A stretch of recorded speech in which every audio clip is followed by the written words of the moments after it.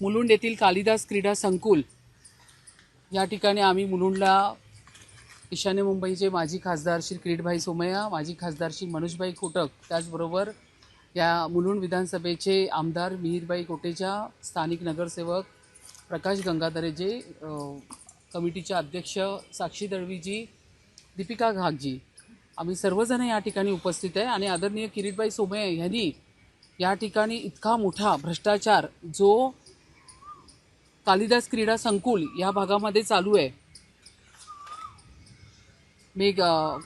Meghraj hospitality या संस्थेला 15 वर्षाचं कॉन्ट्रॅक्ट, जे 15 वर्षापूर्वी म्हणजे 2021ला तो ठराव झाला आणि त्याच्यानंतर धनराज कंपनीला या ठिकाणी 15 वर्षाचं कॉन्ट्रॅक्ट देण्यात आलं, ते ॲब्सोल्युटली इलिगल आहे।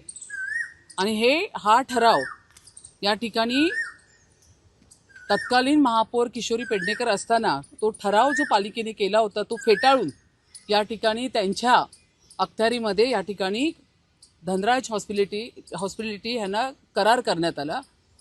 या जागेवरती मी पूर्ण संकुल फिरले, मोठमोठे या ठिकाणी हॉल्स, AC, अत्याधुनिक असे ACचे हॉल, मोठमोठे हॉटेल्स, म्हणजे स्विमिंग पूलला लागून असलेली जागा जी तिथे सिटिंग एरिया आहे लोकांना बसण्याची, त्या ठिकाणी सगळा तो कव्हर केला एरिया। असा इतका मोठा हॉस्पिटल इल्लिगल या ठिकाणी उभारण्यात आलेलं आहे। 1 नाही 2 मजली हॉल या ठिकाणी ह्या मेघराज हॉस्पिटॅलिटी ह्यांना देण्यात आलेलं आहे।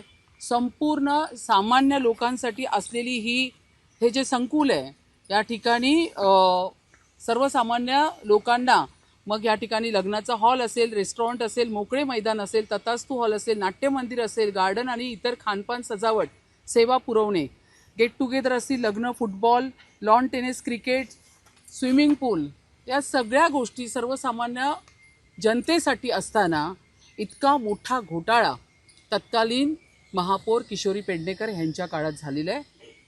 महानगरपालिकेचा ठराव फेटाळून या ठिकाणी मेघराज हॉस्पिटॅलिटी यांच्याबरोबर या ठिकाणी करार केलेला आहे। या ठिकाणी असलेले बिल्डिंग फॅक्टरीचे अधिकारी असतील किंवा अंबी साहेब असतील, यांनी हे मान्य केलेलं आहे। बिल्डिंग फॅक्टरीचे जे अधिकारी आहेत सावंत, यांच्या पूर्ण अधिकारामध्ये इतका मोठा घोटाळा या ठिकाणी झालेला आहे। त्याचबरोबर इकडची सगळी वास्तू सांभाळणारे जे आहेत वैश्यपायन, यांना या सगळ्या गोष्टीची माहिती असताना महापौर म्हणून मला, प्रशासनाला आणि स्थानिक लोकप्रतिनिधींपासून ह्या सगळ्या गोष्टी लपवून ठेवलेल्या रितसर आणि इतका मोठा घोटाळा या ठिकाणी उघडकीस आदरणीय किरीटभाई सोमय्या यांनी या ठिकाणी केलेला आहे।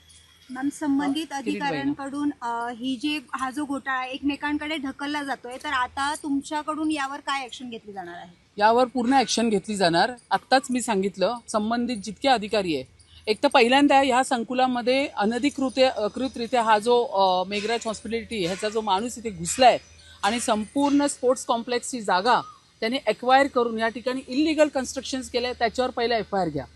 तो आलाच कसा या ठिकाणी, त्याच्यावरती पहिल्यांदा FIR घ्यायला सांगितलेलं आहे। स्थानिक या ठिकाणी जे अधिकारी ह्याच्यामध्ये इन्व्हॉल्व आहेत त्यांच्यावरती FIR घ्या, MRTP घ्या आणि त्या अंतर्गत त्यांच्यावरती निलंबनाची कारवाई करण्यासाठी मी याच ठिकाणी अधिकाऱ्यांना सांगितलेलं आहे। या ठिकाणी जे अनधिकृत बांधकाम आहे त्याच्या तोडक कारवाई करण्यात येणार आहेत का? 100%।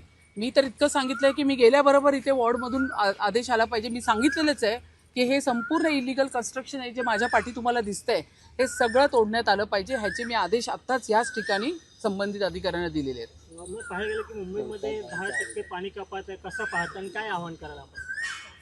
10% पाणी कपात, आता अल नॅनो ह्याचा जो प्रभाव आपण पाहतोय ते पाहता पावसाळा असं सांगितलं गेलं आहे की उशीर आहे, त्यामुळे आपण मुंबईकरांना नम्रपणे आव्हान केलेलं आहे की पाणी जपून वापरा।